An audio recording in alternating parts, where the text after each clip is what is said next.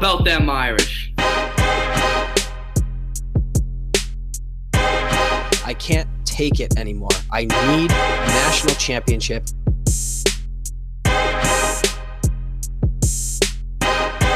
This is the Four Horsemen podcast.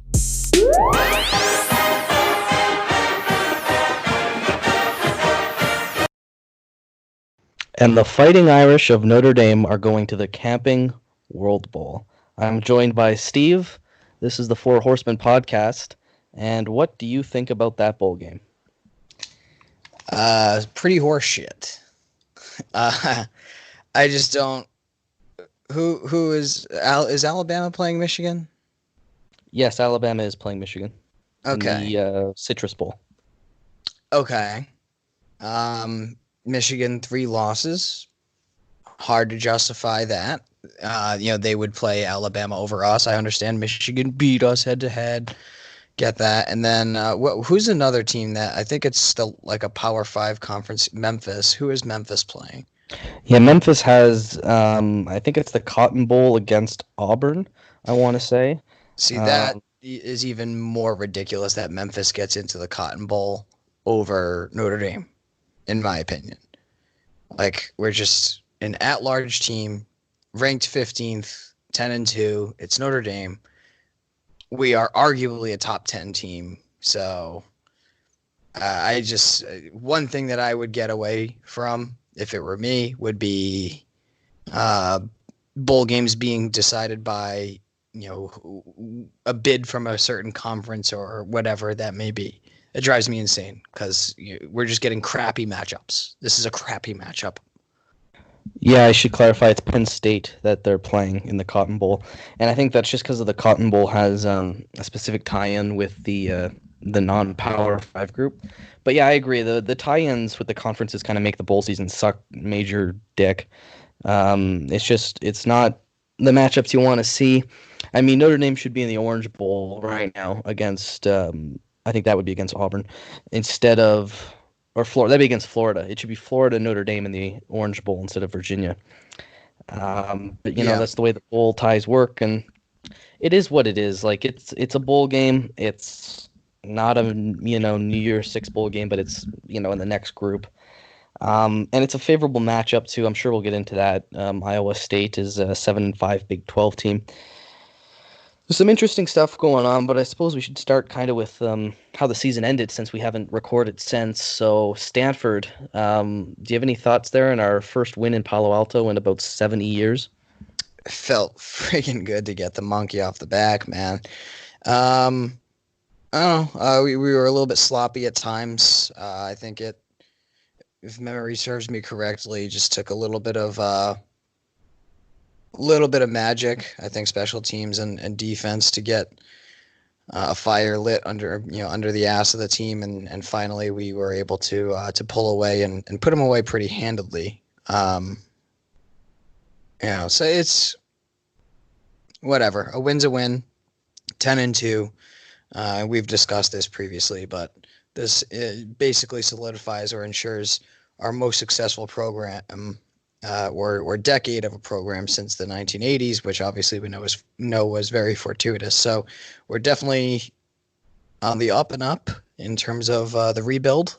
You could basically say that we've rebuilt at this point, and now we are just waiting for the pieces that we've accumulated to fall into place. And this is something I've mentioned in the past, where it's like it feels like over the years we had a lot of pieces all at once. It's just not all of them were clicking all together. Still kind of feels like we're in that mode, but it feels like with the recruiting classes we've been building, I know this is the typical Notre Dame thing to say, but finish strong this year, and next year really feels like it could be something special. What are your thoughts? Yeah, it feels like for the first time kind of in the Brian Kelly era, we're at the point where we have rebuilt. It felt like we kept getting there and then falling down and getting there and falling down. And it feels now, 4 of the last 5 years, 10 wins. The one for 4 and 8 year it was ridiculous. Even the year it happened, Notre Dame should not have only won 4 games. They were better than that. So that's kind of just an outlier. But other than that, this is 3 years in a row now. 10 wins, and 12 wins. So it's good. I think we are getting to that spot now where we are where Georgia is, where Oklahoma is, where Ohio State is. It's just going to be taking that next step. And I think our recruiting class coming in has got a lot of talent. We're going to get a lot of skilled position guys coming in. So I think overall, if you look at the big picture, I know the season is disappointing for all of us. We all wanted another playoff spot, but it was unrealistic, or it was a long shot rather.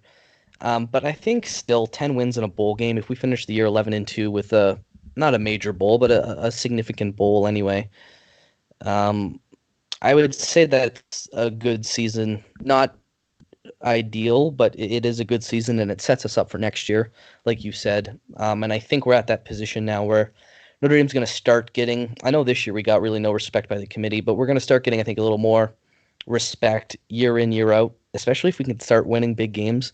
And that's going to start with Clemson next year at home in November. That's the game to mark, whether we're in this group or not. I think if you get Clemson at home next year, that'll be kind of the playoff determiner as well. Because if Clemson loses a game, they're probably not in the playoff, just the way their schedule is being in the ACC. So overall, look back at the season, we had high moments and low moments. It was just very frustrating. It was the most frustrating 10-2 season I think we've had in a long time, just because we should have been better. We struggled with some games we shouldn't have struggled with. But ultimately, Stanford was kind of a microcosm of the whole season, right? Like, we start off slow, and then we end up covering the spread anyway. So I think we're kind of in a good spot. Little disappointing overall, but yeah, I'll let you take on from there. A very quick interjection, just with your thoughts.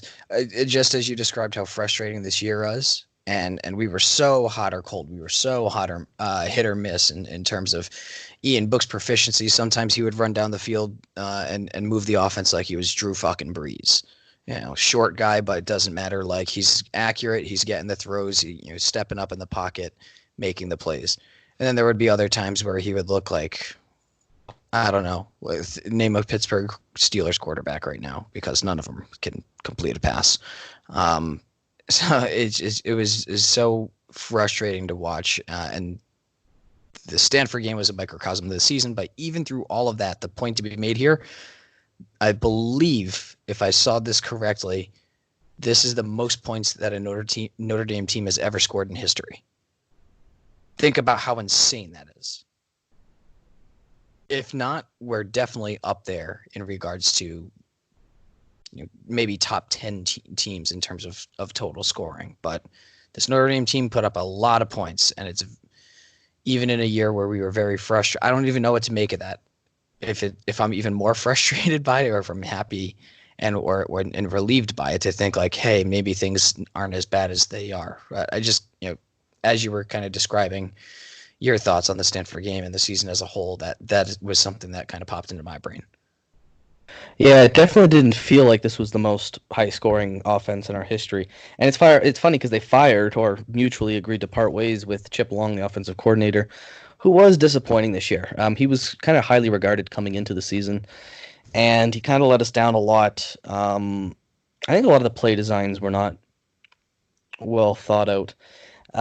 There was a little more of an emphasis on passing the ball this year, which is good, which is probably why we ended up scoring more than we ever have. And I hope that continues. I hope we stick with an aerial attack. But yeah, it is a weird season. I think maybe we had expectations that were just way too high, and that when they came in under, even though we still had a good season, it doesn't feel like it, especially with the way we lost to Michigan. If there's anything I could take back in the season, it would be the Michigan game, just because of how much better we are than Michigan. And getting absolutely embarrassed by that in Ann Arbor was very hard to watch. But I think I'd like to touch about one thing, is this idea that Notre Dame should join the conference. I know we hear this shit every year, but with the bowls, the way they fell, and with the playoff opportunity not looking so great, people have been suggesting getting into a conference. But one, I'm a historian, so of Notre Dame, I romanticize it. We just can't do that. But also, the playoff is expanding soon. If you're one of those people who think, well, to get into the top four, we need to be in a playoff, or we need to be in a conference, or we need to go 12-0. Not necessarily, as we've talked about, there were definitely seasons where Notre Dame with one loss could have gotten in, including this year. I think if Notre Dame runs the table after Georgia, they probably get in ahead of Oklahoma because the committee seemed hesitant to put Oklahoma Oh, in this year. absolutely, they would have 100%. And that's funny because we were tracking that all season, and it ended up not mattering. But that would have been one situation where Notre Dame probably gets in, and then would get annihilated by LSU. But that's a different story. But here's the thing: is the playoffs probably going to expand? So even there's no point in joining a conference because if we move to 6 or to 8, Notre Dame's fine. A one-loss Notre Dame will always make the playoff. So I kind of want to stomp that out because I've heard that this offseason. Yeah, and also this was an extraordinary, and you have yourself said this basically verbatim. This was an extraordinarily good year for the top end of college football. The top 15 alone, not much is separating a lot of those teams. They are incredible.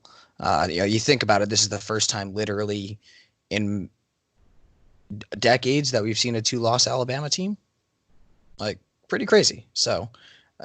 It's if this is the year you're making the stance that Notre Dame needs to join a conference, it's like I don't think that it's indicative. I think this is an outlier. Yeah, and usually we would get a New Year's Six bowl game with the season we had. It's just the Big Ten had a really good season in the sense that they all kind of beat each other but didn't cannibalize each other. So they were able to all stay in the top 15. Minnesota was surprising. Wisconsin doing as well as they did, I think, was a little surprising. And then the SEC had a really good year too. I don't think we expected Florida to have been a 10-2 team, which congratulations to them. But our friend Evan. But that's one of the teams we didn't expect to have such a good season. LSU we didn't expect either to even have remotely the season they did have. Right, that's what a quarterback can do for a program. And then again, there was 3 undefeated teams this season. That's 2 years in a row, and it seems very unlikely. If you look back in college football history, very rarely do you get more than one team who goes the season undefeated. So I wonder if this is becoming the new norm in college football, if we're getting more uncompetitive in the sense that we just have more teams that just dominate everybody, or if perhaps this is just 2 seasons of an outlier where you have 3 teams that are going 12-0 or 13-0. So I think that's something to look forward to in the future. I mean, obviously Notre Dame has to strive for that every year. But this season of college football has been very interesting. So do you have anything else you want to say about Stanford, or do you want to move on to the bowl games? Yeah. Unfortunately, just given the quick state of the podcast, Dylan is a law student. I work in financial sales. So Dylan is smack dab in the middle of having to read tons of chapters every single night in regards to his studies. I am working basically 8 a.m. to 7 p.m. That means I'm out the door at 6 and I don't get home until 10. So that's kind of just year-end sales, and that's how it works. This is the eve before Thanksgiving Eve, so we were able to finally carve out some time for the both of us. So it's been quite some time since the Stanford game. I have a general idea of how it went, just for memory's sake, but I don't really have too much in particulars on the game to get to. More so on the overarching season, playoff implications, recruiting, and a whole bunch of other different topics. So I'll defer here on any Stanford talk, but I'll let you lead us into the next segment, if any. Yeah, we're a little less organized than usual, but I think perhaps we could talk about just kind of the season in general before we move on to some bowl games. So what would you say is the highlight of our season this year?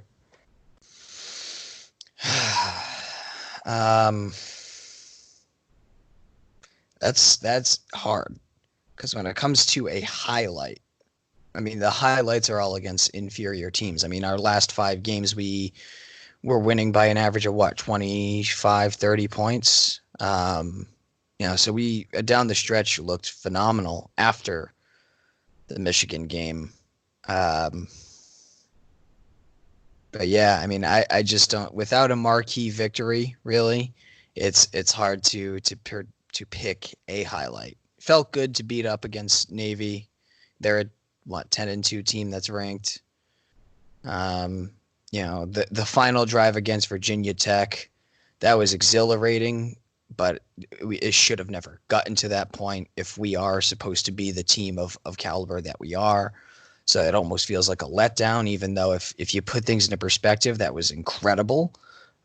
Even going back and rethinking like the 4th and 12 play where Claypool on a slant gets like 18 yards. It was crazy.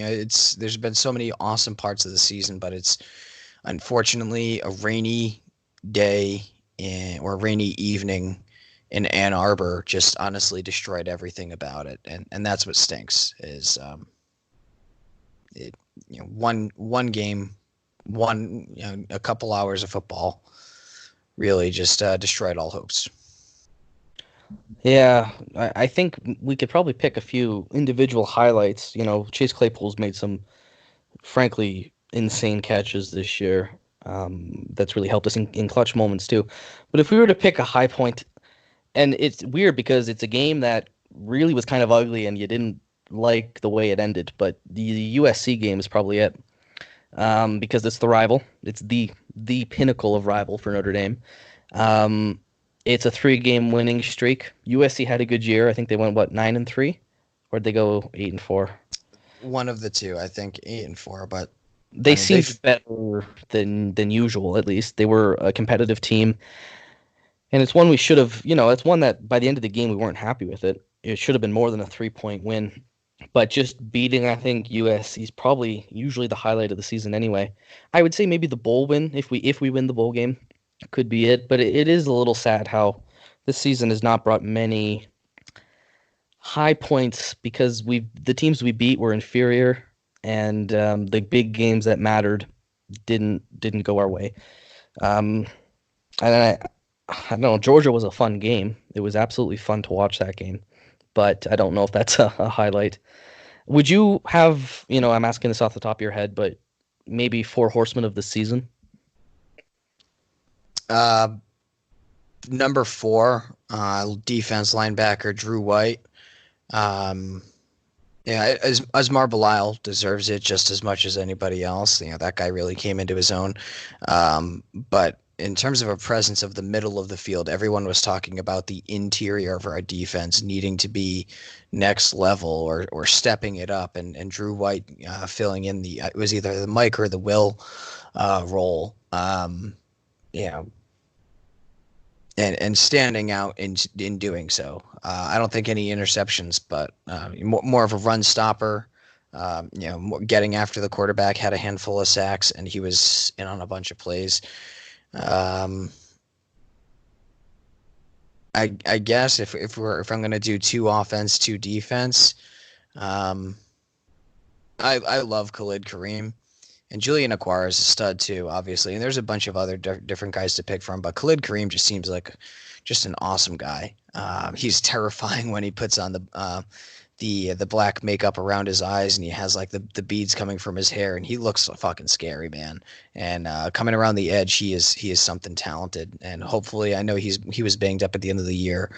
If he could be well rested for this game and really put on a showcase, that would be awesome. Again, build up his draft stock. On offense, number 2 horseman would probably have to be Ian Book. Everybody knows how critical I've been of Ian. Will he stay for a 5th year? Will he grad transfer? Will he try his luck in the NFL? Yet to be seen, and all basically inconsequential for at least another 60 minutes of football. But despite the inconsistency, despite the many downs and also the many ups, Ian did overall have a good year. A lot of highlights, a lot of good statistical numbers that did come out of the season, especially those final 5 games. And then number 1 is far and away Chase Claypool. I mean, just there's every adjective you can describe about, and just an incredible athlete and an incredible person. Just from everything I've seen, he's just a stoic, cool guy. He's not flashy. He's not an asshole. Just a guy that's all about his business and just gets the job done. He's willing to block. He's a yak monster, as you describe him, willing to take on tacklers, and just an absolute monster of a talent. And it's been a pleasure watching him over the course of his Notre Dame career. Yeah, well, of course I agree, Chase. Especially, Canadians don't get many football players to begin with, so having a player of that caliber not only play football but come through Notre Dame means a lot to me, particularly. A little bit of representation in both in with the team I love, and then soon to be with the NFL. I can only really think of two horsemen, and that's not because it's been a bad season. I just think we've had a lot of very similar performing players. The defense as a whole, it's really hard for me to distinguish between anybody, which is weird because our two best draft prospects, Julian Okwara is a first round guy, and Khalid Kareem's going to be a probably first 3 round guy. And they were both fantastic this season, but I think almost underperformed our expectations. And the defense as a whole was quite solid that they didn't really stick out. So obviously they've had good seasons, but the only two for me that I could actually say I think were Horsemen of the Year, one of which didn't even play the first few games, which would be Cole Kmet. I thought he had a really good senior tight end season, or junior, where whatever he is. I know he's got another year of eligibility. He is coming back, which is going to be absolutely massive. He tied Tyler Eifert's record for touchdown, or I think he passed him, and he tied maybe McAfee or Casper's for tight ends in a season or touchdowns in a season. Do you have a point of clarification there? I do not.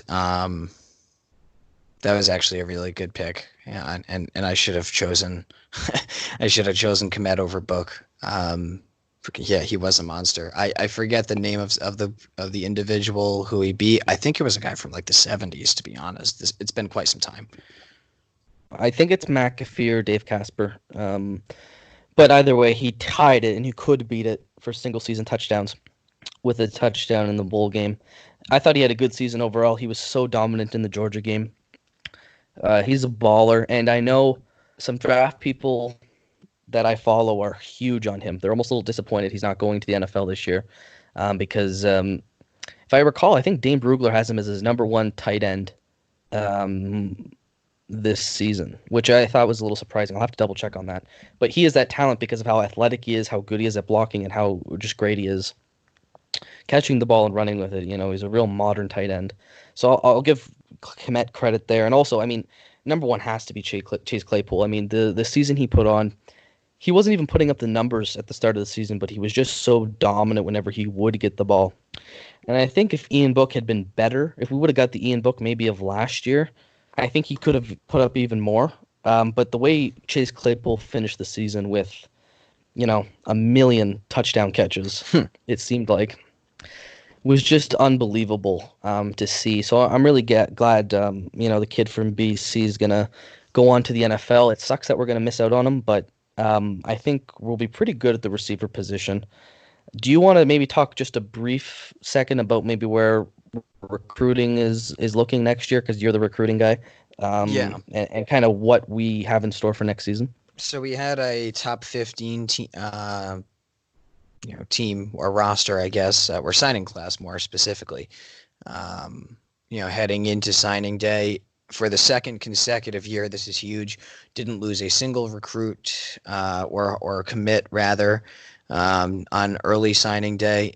All 18 for 18 signed as instantly as they could. I'm pretty sure 8 of those 18 are going to be early enrolling, and we actually picked up it was 17 signees plus 1 grad transfer in Isaiah Powell, I believe his name. Yeah, Ohio State safety, right? Yes, talked about that. Ohio State safety. So that's huge, and he did officially sign his letter of intent. And then additionally, we did pick up 1 extra commitment on someone who was undecided by the name, I believe. Oh, geez, I just had his name. Robertson. Sincerely apologize for I just had it a couple moments ago, but my phone is away from me at the moment. Reports that he's technically a 3-star athlete. He can play wide receiver. He can play cornerback. A lot of people are very high on him, saying he's at the very least a 4-star. Faster than Braden Lenzy. So that just gives you an idea of his potential in his future. Most people are projecting him to play cornerback, and I think he's 6'2", 180. So a lot of length, a ton of speed and athleticism. That's exciting to add to a secondary, which is going to be slightly depleted from a loss of some senior talent over the next year. Yeah, and can you tell us what? Because obviously official signing day isn't until a few months from now. Can you tell us, is there more to this class? Because Notre Dame's only at 17 or 18 signed, and usually I know this is supposed to be a smaller class than usual because we do have a high number of scholarships, but usually you get close to 25. Is there room for more Notre Dame? Like, is this class going to get better? Because on rank on 24/7, they're like the ninth ranked class Yes.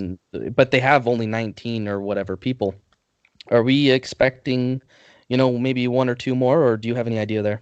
As of now, I don't think there's any expectation. I mean, they're never out on anybody in particular. The signing of that kid I was just describing, he was the one that pushed them, I think, from the 14th ranked team or class up to the ninth ranked class, and I can have his name in just a moment because I feel like an asshole. Ramon Henderson out of Bakersfield, California, 6'2", 180, exactly correct. So, thank you, Ramon, for signing, and welcome to the Irish family. They still have some targets, but they're likely not going to get anybody else in this cycle. But just as we signed five-star Chris Tyree, who runs like a 4.140, who's going to be the running back of our future, we have another kid, Will Shipley, out of North Carolina. It's basically between us and NC State. He's almost exclusively cut out Clemson at this point, which is actually astonishing. And it's a lot of people have the inclination that he's going to be signing with the Irish. So not for this cycle, but for next cycle, 2021, we are pretty much all in on Will Shipley, another five-star all-purpose back. Basically, think of Christian McCaffrey.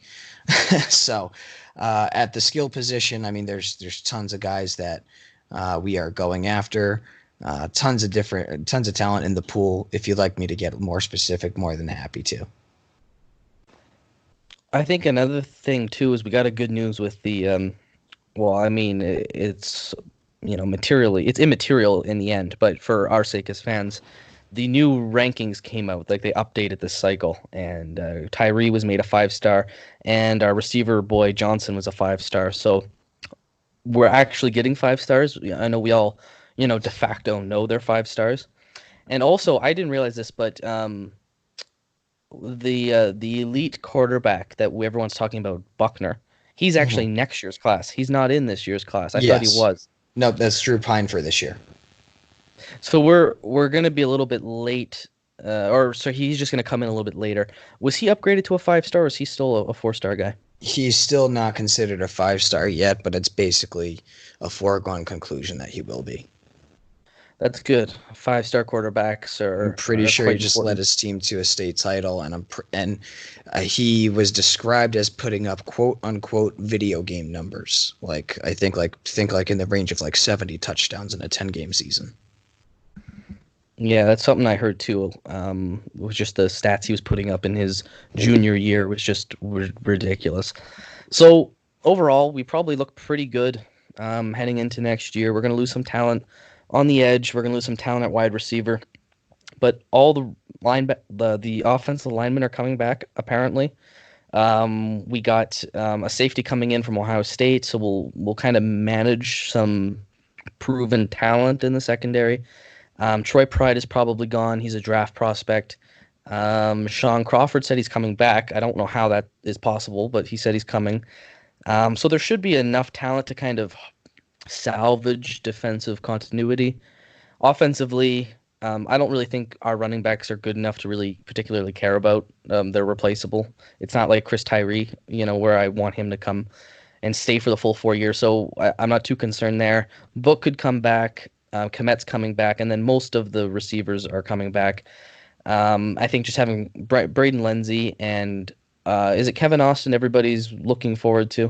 Yeah. So Kevin Austin, I think next year, I don't want to get too much into it, but we should be well off with a lot of talent coming in from the recruiting class. Do you have anything else you want to say before we actually move on to bowl games?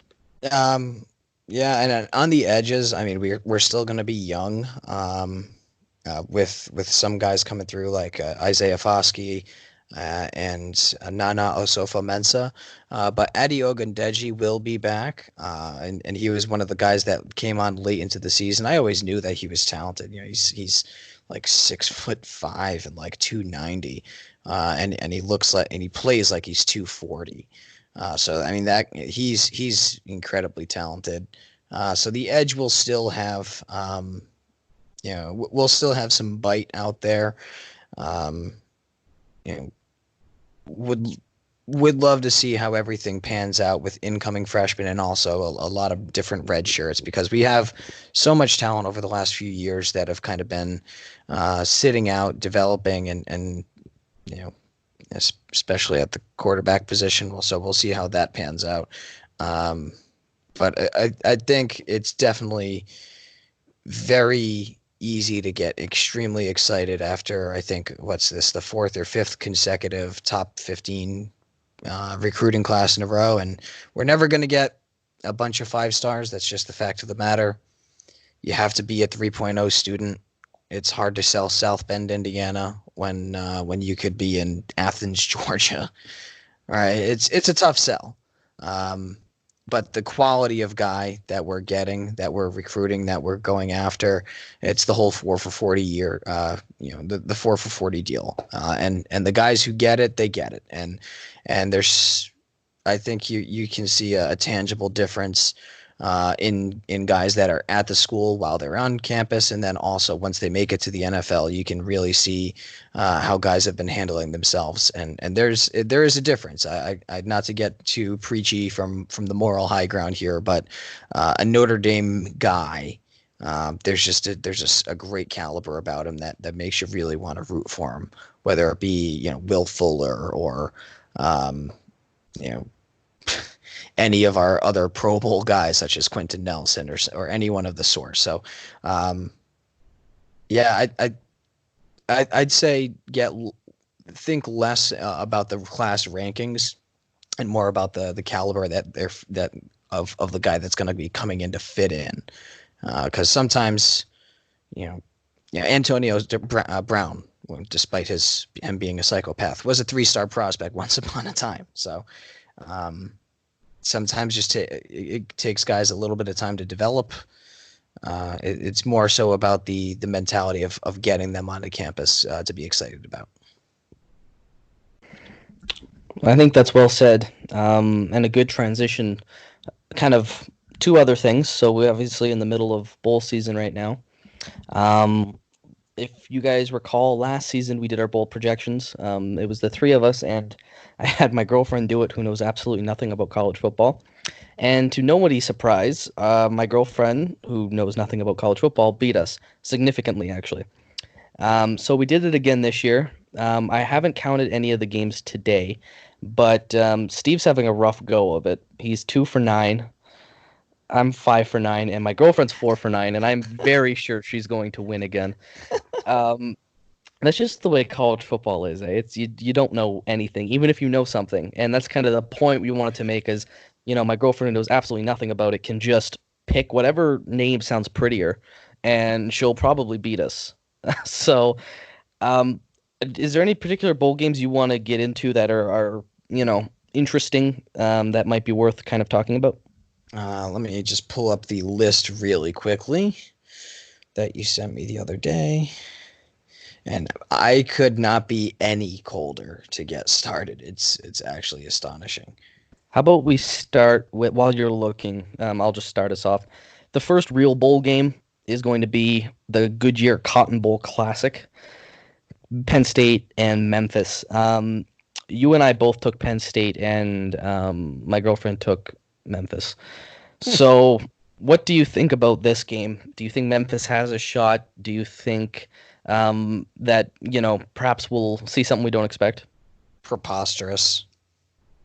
Just so like Notre Dame versus Penn State Cotton Bowl. Come on. I mean, Yeah, that's should have been that. both two lost teams, both ranked in the top 15.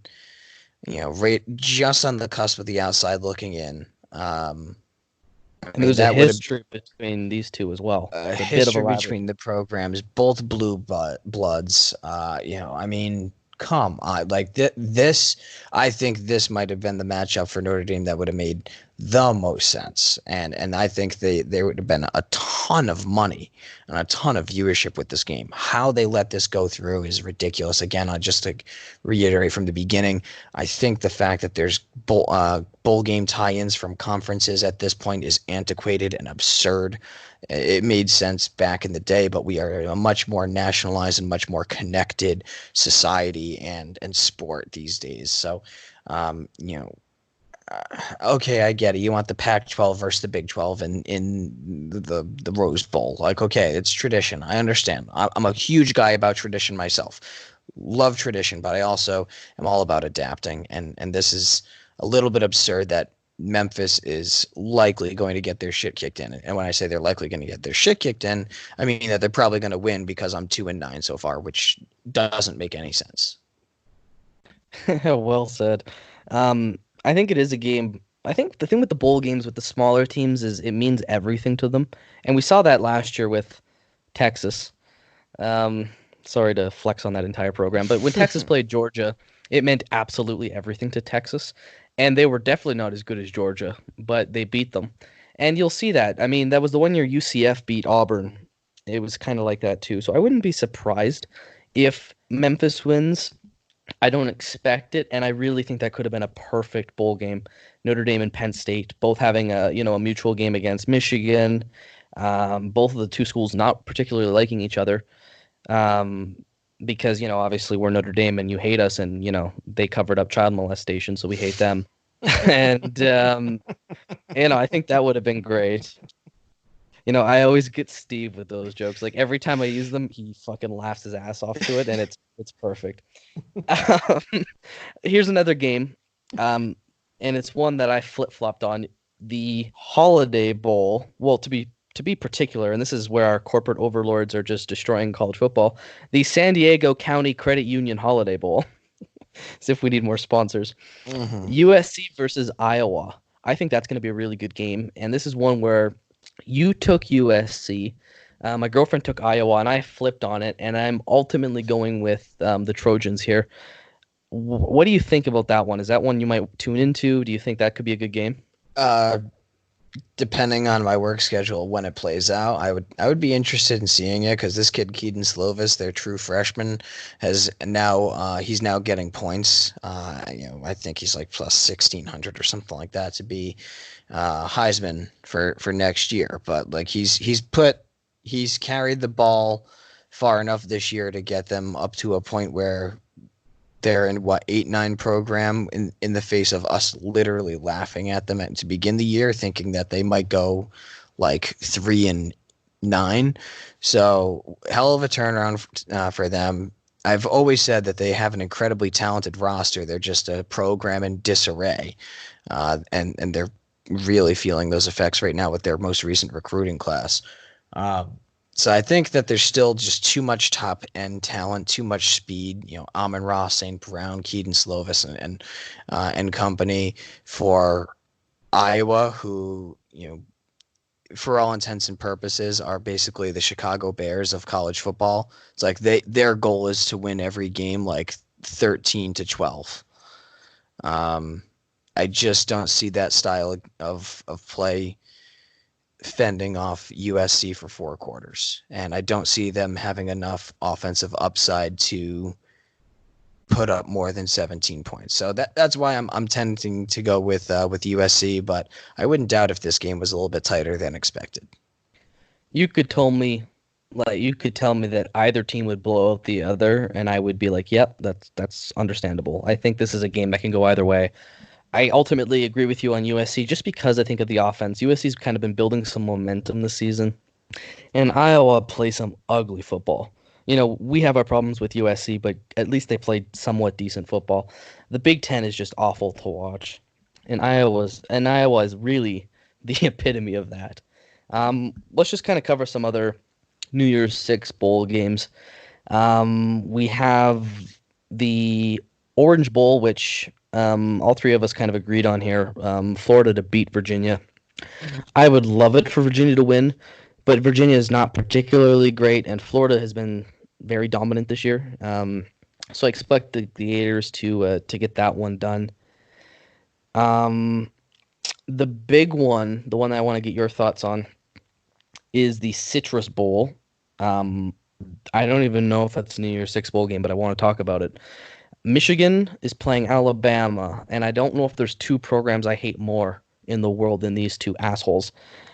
Do you, well, who are you cheering for one? And then, I know who you picked, but you also want to tell us who you think is going to win. I'm rooting for a 0-0 tie and an astonishing amount of injuries. I take that back, but not really, but kind of. Okay, I take it back. Reluctantly. I hate both of these programs with the passion of 1,000 suns. I hope Nick Saban retires. Just please walk away from the sport. Don't make me put a hit out on you. I am Italian after all. Um, I hate Michigan. There's so much hatred. There's so many things I want to say that are just inappropriate about either of these two programs. I just wish I like I don't want to touch this game with a 1,000-foot pole. Like it's just there's so much animosity that I could possibly have towards these two freaking programs. Sorry, I don't know. I'm trying to like reel it in while also saying something that's going to have a modicum of interest to the listener here. But I'm really struggling to come up with words that wouldn't be considered like looked down upon by society. So I think this would be the worst national championship possible because Alabama is obviously competing with us with titles. Depending on how you count them, I could go a whole podcast on this. We're basically tied. And Michigan is really low. Like Michigan doesn't actually have many, but they claim 11, which we also claim. So if you look at this way, like if Alabama were to win a national title over Michigan, they'd be ahead of us. But if Michigan were to win it, even though they wouldn't be ahead of us, they would claim to be ahead of us, and that would piss me off even more. So I'm glad this isn't the national championship game, but I think I'm cheering for Alabama. I can't stand Michigan at all. I know Alabama's, the Crimson Mighty Machine that just will not die. But I'm gonna have to go with the Crimson Tide. We all picked the Crimson Tide. It's just Michigan's such scum. And Alabama winning, a Citrus Bowl doesn't really bother me too much. So I think I'd like to know what the listeners think at home because I have a feeling that they don't like Alabama too much either. a part of But me let would us love know. to see a 3-loss Alabama team. Yes, but part of me would like to see Michigan lose 90-0. So, it's a give and take. Also true, and that would actually be a great scenario here is if Michigan got blown out like I don't know 42-14. So kind of take the heat off of us a little bit. No big deal. Yeah. I was just gonna say there's another non-New Year's Six bowl game I'd like to just briefly touch on. Minnesota and Auburn. I think that's maybe the most interesting bowl game out there. Well, I know who you pick, but what do you think of that game? I think there's another slightly more interesting game, but I think this game definitely has the potential to have a little bit of fireworks because we saw, uh, you know, these Golden Gophers grit their teeth at home against a pretty damn good Penn State team. I just think Auburn with Gus Malzahn are too offensively creative and one hell of a stud quarterback with true freshman Bo Nix. They've got a astonishing defensive line, down in Auburn. So all those things combined, offensive line, quarterback, and defensive line, I just don't see Minnesota pulling it off. But PJ Fleck, hell of a coach, really turned around the feel of that program, and I'm rooting for Minnesota. I would love to see them win. I'm doubtful that they will. But if I were to put money down in an attempt to kind of just will something into happening, I would love to put $20 down on underdog Minnesota and see them come off with the victory here. Yeah, I couldn't agree more with everything you said there. I'm really rooting for Minnesota. I love my Golden Gophers, But I think Auburn really showed how good they could be this year. And I think they'll be just a little too much for Minnesota. But that's another game where maybe the smaller teams thinking this is the Super Bowl and then just put everything into it and win. I wouldn't be surprised. But let's get to the other big bowl games here. So we got the Rose Bowl, Oregon, Wisconsin. I honestly don't even care about that game. I What do you thought think? this was going to be the best game of. I'm sorry. Yeah, I know it's kind of I think it'll kind be of the counterintuitive. tightest game. I think it'll be a game that could go either way. Yeah, But yeah, I just don't care about those two schools. Is really that it's a me thing. It's not you. yeah, understand entirely. Now, I really dislike Oregon. It's good to have them like in the mix as a good program, but I hate them. Inexplicably, I think it's maybe just like the jersey thing. Pick a fucking jersey. Um, Wisconsin. I'm pretty sure we play them next year at Lambeau. Do we not? I think we do. Yeah. Yeah. So Fuck. that Next that would season's gonna be be interesting. yeah that would be really fun. We either play them at Lambeau or we play them at the Bears Stadium, Soldier Field. It's one or the other. I think it is a home Notre Dame game at Lambeau, and then the next season will be a road game at Soldier Field because that makes total sense to everybody.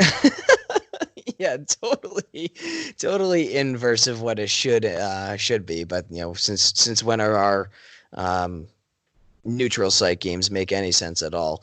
But whatever. It's exciting that we're going to be playing Wisconsin soon. Just for that, I'd like to see Wisconsin come up with the victory here. The higher of a program they can be when we inevitably beat them, the better that is going to feel. So I'm rooting for Wisconsin. I think Oregon is going to win just because I think they're a little bit too more talented.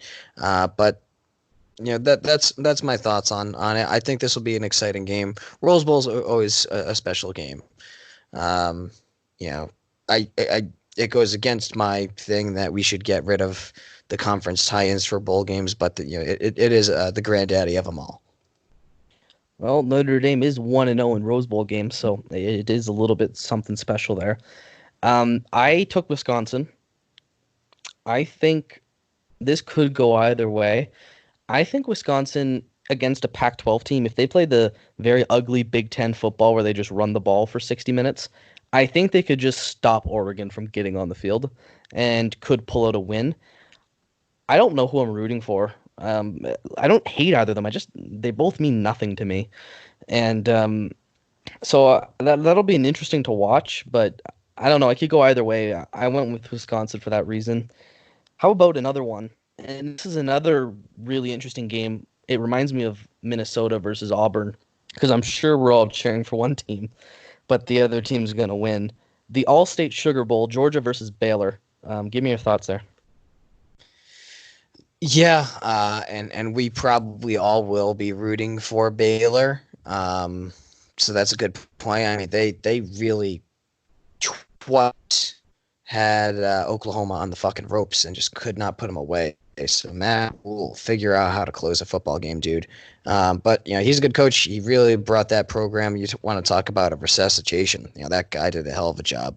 I'm inclined as a not from a not from something I would like to do, but I'm inclined to root for Georgia. Again, the more that we can prop up teams that have beat us, the better we would look. And I know that it's not like we're battling at this point for, obviously position in a playoff. But if we could say, hey, our only losses came against this team, and these are how they performed at the national stage. I think it's a little bit easier to justify, hey, this is an 11-win season for Notre Dame, and there's a lot of promise to be had. So we should be picking up, marquee recruits going forward. So, obviously I have my selfish reasons for rooting for Georgia, even though I don't want to. So, kind of just forced into it from my rationale there. But if you have any other thoughts on it, I'd love to hear your take. Yeah, I agree with you. I took Georgia. I realized I didn't send you my picks. You can just have to trust me that I won't retroactively change them because I keep them in the Excel file here. I took Georgia, although I might actually bet on Baylor because the more I think about it, Matt Rule's an excellent coach, and Baylor. We saw what Georgia happened last year in the Sugar Bowl for them, And I wouldn't be surprised to see Baylor do the same thing. I really think Baylor's going to give them trouble, but we just know how good Georgia is, and I think just on paper Georgia is a better team. So I picked Georgia, but you know what? I kind of like Baylor, maybe money line, or maybe to cover the spread. I imagine they're probably 6 point at least underdogs. That's another team I like to bet on too is Navy. I always bet Navy, especially underdog Navy. They win me a lot of money. And I see here that you took Kansas State, but that just popped into my mind. So sorry about that. We'll move Sorry. on now to the semifinals. I'm hoping after the Notre Dame game, we can record so we can preview the national championship, so we won't have to predict all the way. But let's just talk about the semifinals. We'll start with LSU Oklahoma because this is one I think is easier for a lot of people to pick. So do you want to kind of lead us into that? Yeah, I mean, it's a lot. All the money is on LSU right now, and for good reason.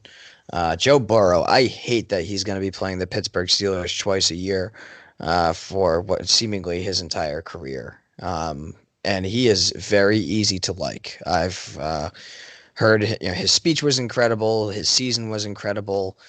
Coach O is awesome. I don't like LSU as a program, but this team is likable, or at least more so to focus on specifically. Burrow is a very likable character. Um, yeah, I mean, I just think LSU is going to walk away with this one. I think this has the potential to be a very high scoring game because LSU's defense is suspect, but their offense is incredible. Um, LSU's defense will, just by dint of talent, eventually make more stops, and that's what's going to lead to probably a 14 to 17 point victory. Um, but I wouldn't doubt if this was legitimately like a 48 to 35 game. Yeah, I think Oklahoma's defense has been really good this year, surprisingly. And I think we need to give them credit for that. But it's very ironic that the year they actually have both the offense and the defense, they're going to get annihilated in the playoff. LSU, as good as Oklahoma's defense has been at, you're not stopping LSU. This Burrow machine is just, it's a train and it's not stopping, baby. I mean, Auburn, I think, is the only team that even hold LSU to a reasonable amount of points. Other than that, it's been video game numbers. I'm gonna be honest with you. I hated LSU. Partially because I grew up in the era of SEC dominance. Like when I really got into college football, it was the year LSU and Alabama were actually playing in the title game, and Auburn would win it one year or would compete for it, and Alabama was winning it, and LSU was in it, and Florida was still kind of good, and then Georgia was good, and it's just I hated the SEC, and LSU was one of the top teams then, so I hated them. We played them twice in bowl games, and I actually started to like LSU a little more after playing them. I kind of had a little more respect for LSU because we beat them.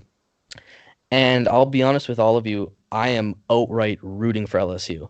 It's not even like which of these four teams do I hate the least. I am actively cheering for LSU. I love what they're doing this year. Coach O is hilarious. He's a total meme. What? Go fuck Alabama. What was that? Roll Tide. What? Roll Fuck Tide, you. what? Fuck you. That's Yeah. it. That is maybe the funniest thing I've ever heard in my life. I spit out whatever I was drinking when I heard it. Joe Burrow's been fantastic. He's a very likable guy, like you said. Heisman winner easily. He was my Heisman winner probably halfway through the season. I had locked him in as a Heisman winner. I like LSU. I actually, and I've tweeted this before, I don't hate Oklahoma at all. I actually like Oklahoma. But they are a blue blood. They are a competitor. I see them as that. But LSU is, to me, exciting team, a deserving team, and I think they're going to blow them out. Or at least, they're going to score a stupid amount of points. And I really do hope that they do win the title this year. But who their opponent will be is a really good question. And that's where we're going to move next to the Fiesta Bowl. Ohio State is playing Clemson. Now, before I move it to you, I'll just preface this by saying Clemson has been the most overlooked team in college football again, 2 years in a row now. And it's because they're in the ACC and they're playing nobody.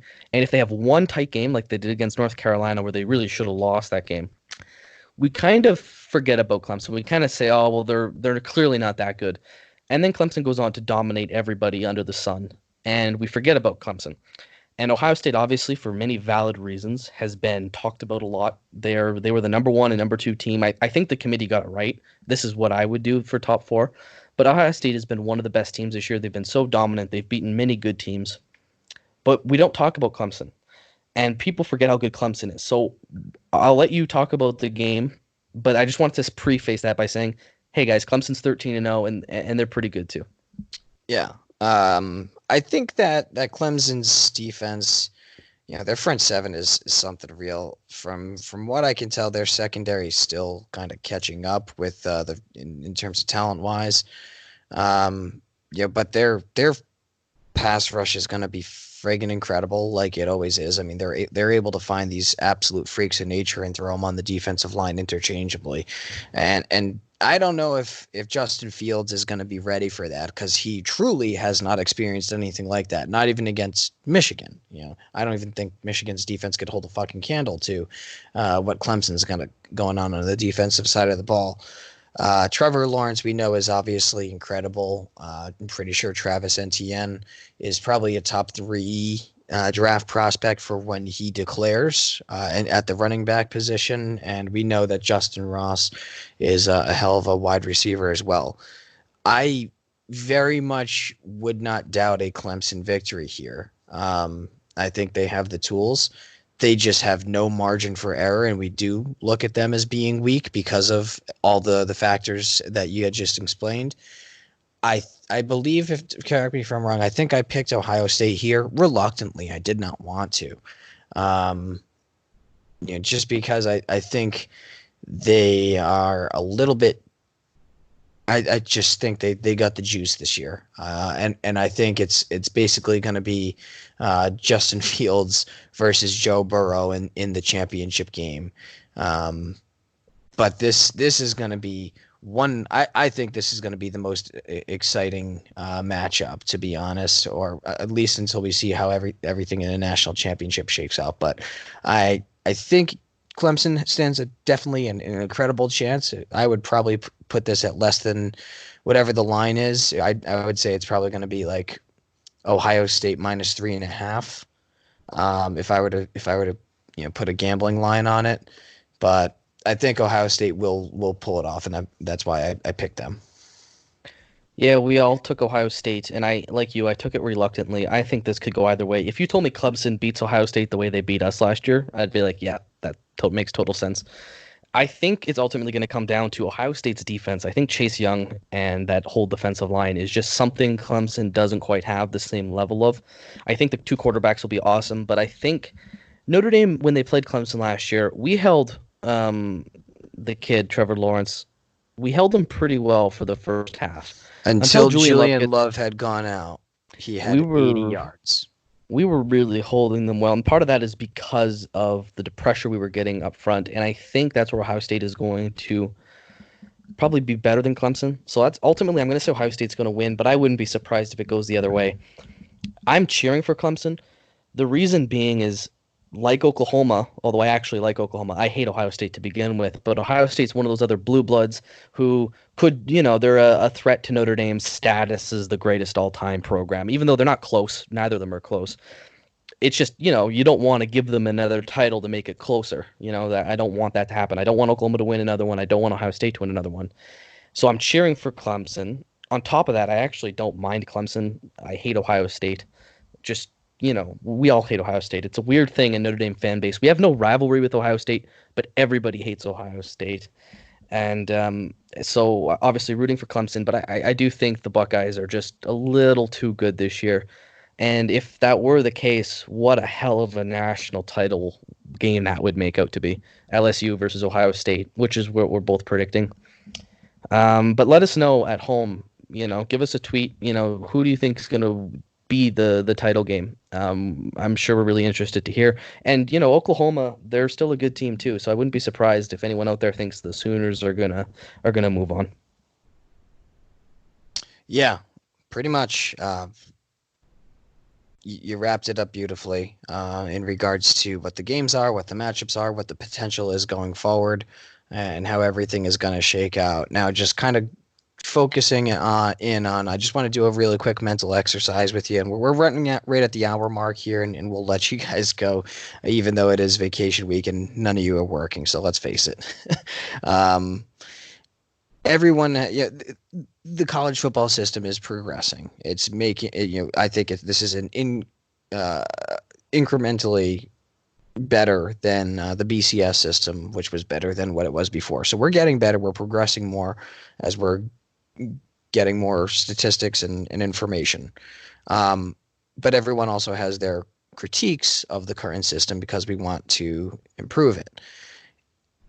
If you want to just throw a couple of quick points, or even if it was a 3-point plan, if I were to put a, I guess, blueprint ahead of you, what would you do? What steps would you do to improve the college football system for the playoffs?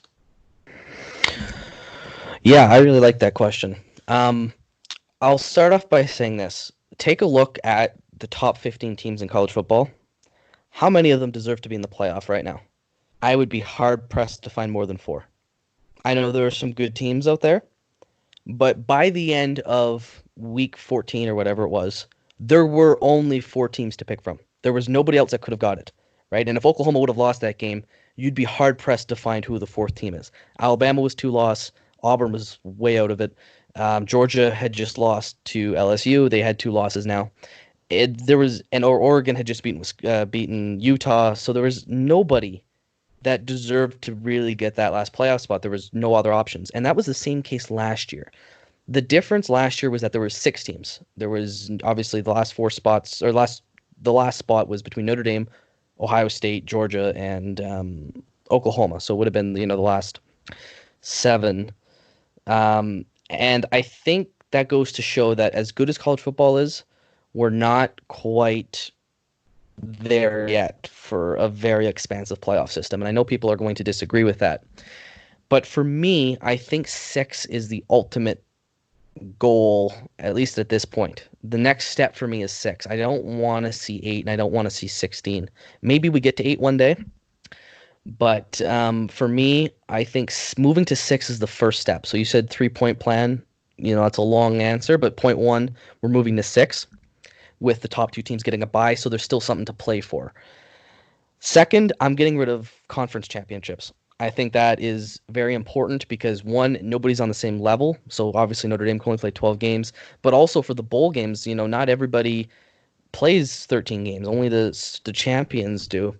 And then the loser of the championship game has an extra loss without, having played the extra game. So I would get rid of conference titles as well. Puts everybody on the same footing. Same thing with the tie-ins. All that stuff goes away. And third step, I think the committee has to have an actual outline of who what criteria they're picking people in. I find some years they're too arbitrary with it. I think this year was one. I mean, why Notre Dame was behind Oregon still blows everyone's mind when, the whole resume was very clear we were ahead of them. So I think those would be my 3 things. Move to 6, at least as a first step.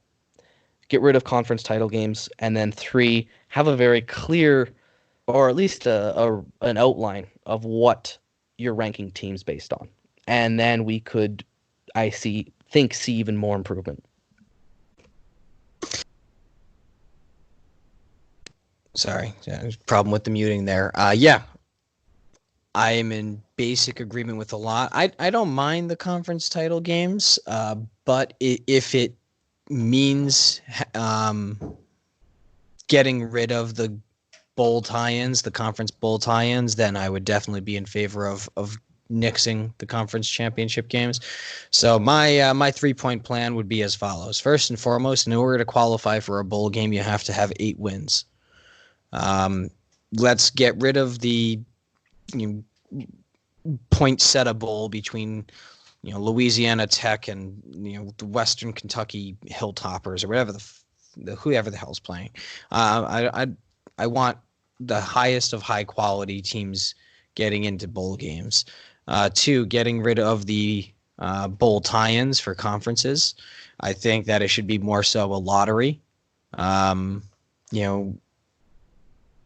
You're bidding on teams and to get the invite to get the best matchup. I think the more of a quote unquote market you're able to introduce, the more marquee matchups we're going to get. Some of them might be regional, some of them might be, historical. But I think it's going to be really interesting in terms of, building better matchups going forward. And then the last thing is exactly as you mentioned, moving to 6 teams.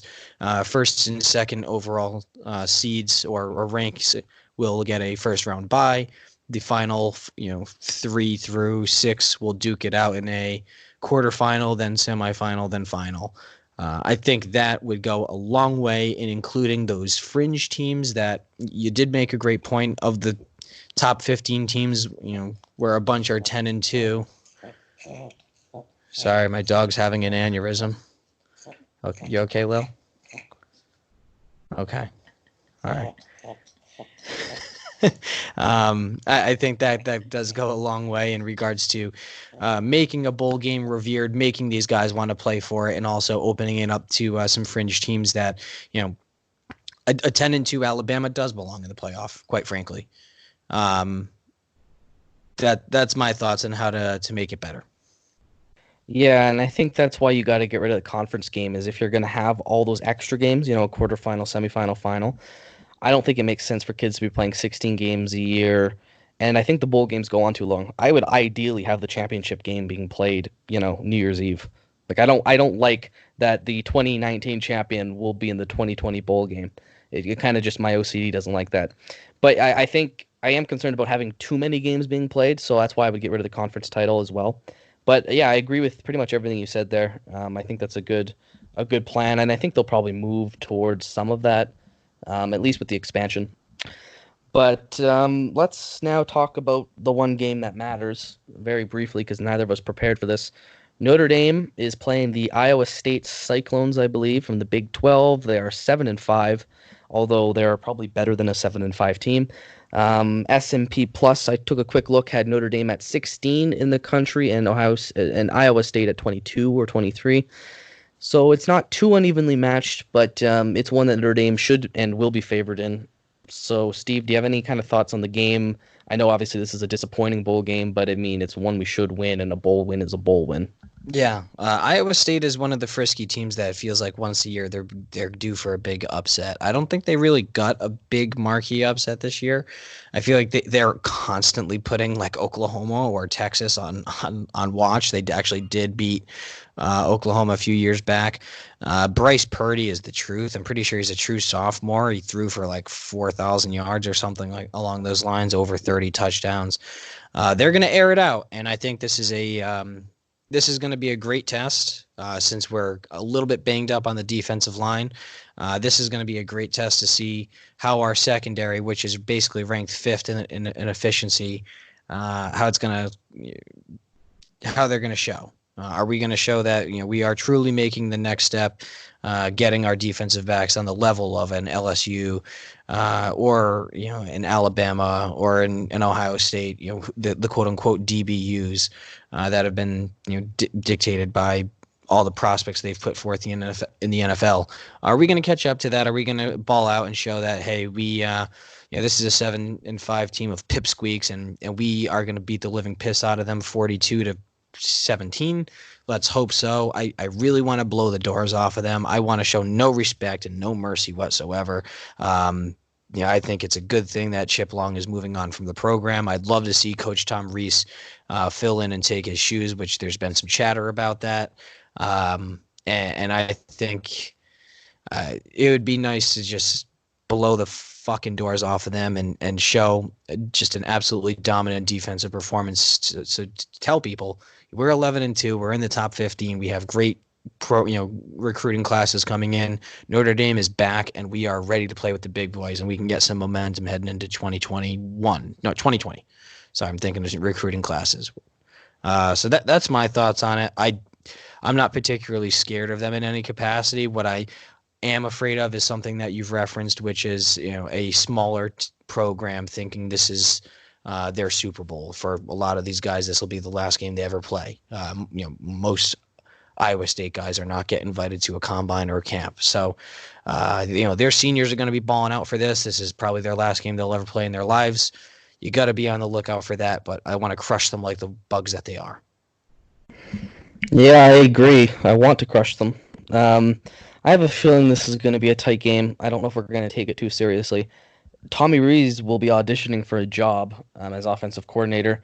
I don't know if I want him to be the offensive coordinator, but that's something we can talk about after. Hopefully, in my mind, we'll do another one after the game and then one after the national championship game to end the whole college football season. So we'll talk about it at some point there. Um, this is one where I don't know enough about Iowa State. I know they give a lot of teams trouble, but we are Notre Dame. Um, we're good this year, pretty good this year, as much as it doesn't feel like it. We're a better team than Iowa State, and I think ultimately we'll come away with the win. For me, I'm going to predict 34-24. I think it'll be a close enough game where we're not comfortable, but we should still win. Do you have a score prediction? Sorry, I Do you have a just missed score prediction? score prediction. I'm going with. I think I'm going to go with 38-21 Irish. All right, that's a pretty big one there. So if you like Steve's prediction, take the Irish to cover because I think it's a fairly close line. I think the money line's close at least. But that pretty much wraps it up. I know we were late getting this to you guys, but we figured we'll do bowl and Stanford and preview all in one. We wanted to have some guests on, but life has just been a little too hectic for the two of us. P-Wagon maybe next year, who knows? Um, and I think that's kind of it. So this week we'll have a big bowl game for the Irish. College football playoffs will be on. So gonna wish everyone happy holidays, New Year, enjoy your bowl season. Steve, do you have anything else to say before we go? No, pretty much it. We will have something out relatively soon in the next week and a half or so after the bold picture kind of solidifies and clears up, and obviously after Notre Dame's game this upcoming Saturday. Excited, disappointed. That's Notre Dame fandom in a nutshell, and that's pretty much my closing remarks. How about yourself? No, I think that's it. I'm excited to watch some college football and enjoy some time, with family like all of you guys are. So with that, go Irish, beat Iowa State.